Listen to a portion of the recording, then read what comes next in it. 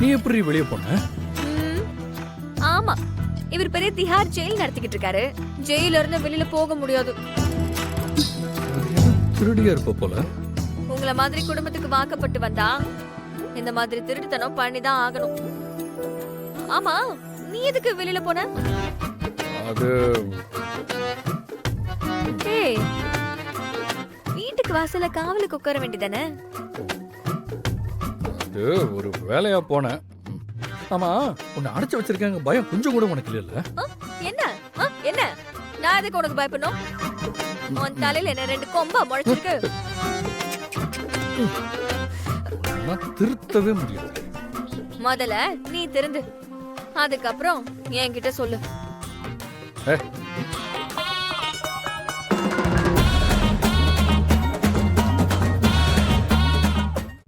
இன்றே டவுன்லோட் செய்து உங்கள் ஃபேவரட் ஷோக்களை என்ஜாய் பண்ணுங்க.